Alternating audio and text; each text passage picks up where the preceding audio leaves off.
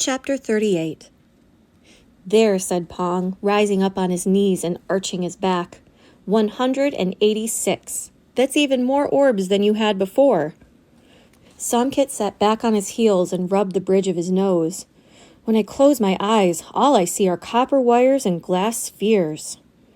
They sat in the back bedroom of Mark's sister's apartment. The morning sunlight had just begun to shine through the tissue paper screen covering the window.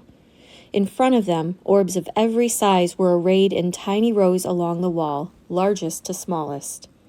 Pong and Mark had stayed in the warehouse all night, receiving the faded orbs that people brought in from all over the city. Somkit had taught a team of Shortlong's friends how to rig up the orbs and sun juice collectors so they'd be ready to start charging at daybreak. Soon, they'd take the catchers and jars up to the roof and lay them out on tar paper to soak up the sunlight. Pong felt woozy. Sunup was usually his bedtime, but he was relieved that his friends seemed to have turned a corner. He'd lost himself in the work and was acting more like the old Somkit now. "Do you think people will still come?" asked Pong, standing up stiffly. "I mean, not just the people we know, but everyone else Ampai signed up. Remember, she thought she could get 1,000 people to march." More like 999, actually." Somkit wiped his grease-stained palms on his trousers and stood up. He reached into his pocket, pulled out a piece of paper, and handed it to Pong. "What is this?" "Border permit. And I got you a boat to go with it. Don't worry, it's not a pink taxi. It's a fast boat with a souped-up motor." Somkit pressed his thumb to his chest. "The souping up done by yours truly." Pong flipped the permit from front to back. He looked at it for a moment, then held it out to Somkit. "Thanks, but I'll take it after the march is over." Somkit pushed the permit back to Pong. "You're not marching," he said firmly. "You can't be on that bridge tonight. There might be police there. If they start checking people, you'll get taken back to prison." "But what about you?" said Pong. "They can't arrest me for walking with my friends." Pong nodded to the rows of orbs. "What about for making light?" "That's not illegal, yet." Somkit's smirk turned serious again. "Come on, man, you know it's not the same. Even if they did arrest me, it would be for a little while. If they get you, it's forever." Pong studied the permit again. It was true. If he stepped out on that bridge, he might as well turn himself in at the police station. "I know you want to be there," said Somkit, "but you've done a lot already, more than you had to. It's the perfect time to leave the city. With the march going on, the police will be distracted." He swallowed and added, "If Ampai were here, she'd tell you to go." Pong nodded. So this was it. He was really going. Somkit twisted his mouth side to side, the way he did when he had something to say but didn't want to say it. This might be the last time Pong would ever see him. If Pong wanted to tell him anything, he had to do it now. "I'm sorry," he blurted out. "It's okay," said Somkit. "Like I said, hopefully all the people who promised to march will still—" "No, that's not what I mean." Pong took a breath. "I'm sorry that I left you behind at Namwan." Somkit's mouth froze mid-twist. "Huh?"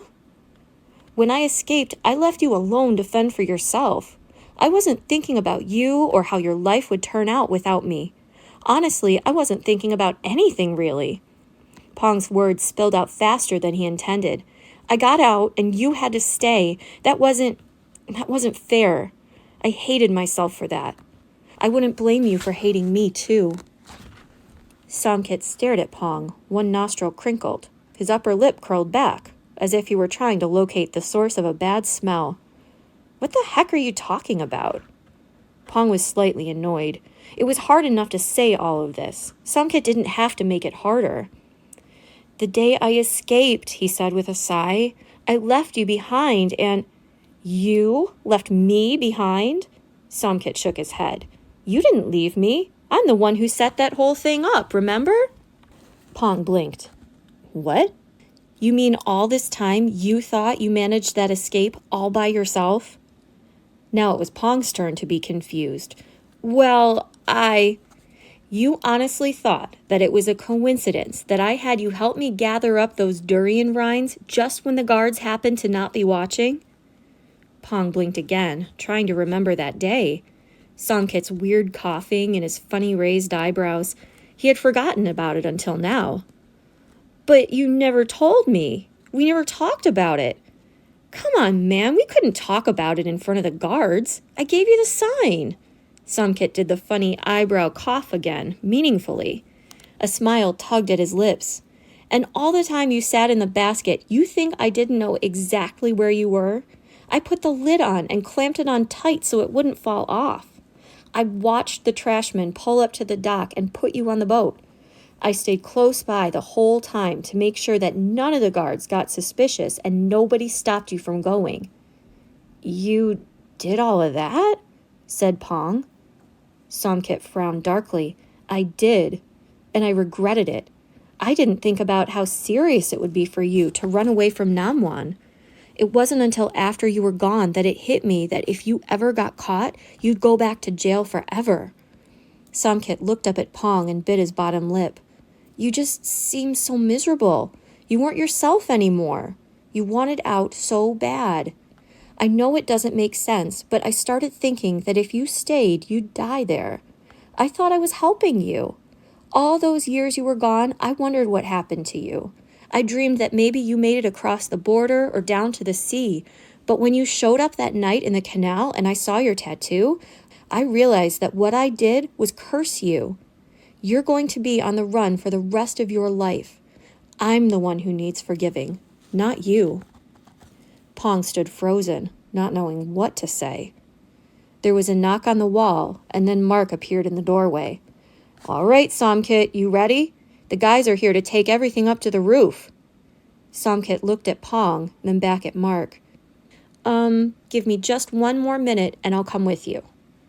Mark nodded and left. Somkit looked down at the border permit Pong held in his hand. I guess we both have things to be sorry for. Does this make us even? I don't know, said Pong. There's one thing I don't think I can ever get over. Somkit's brow lifted, worried. You making me sit in a basket of rotten durian rinds, said Pong. Somkit grinned. It was that bad? I threw up on my own crotch, twice. Somkit threw his head back and laughed. He elbowed Pong in the side and then put his arm around Pong's shoulder. The boys hugged, a brief and awkward embrace. Later, as Pong made his way to the boat waiting for him, he wished he'd given Somkit a proper hug goodbye. But it was too late now. There was a current pulling him south, and he couldn't fight it anymore, even if he wanted to.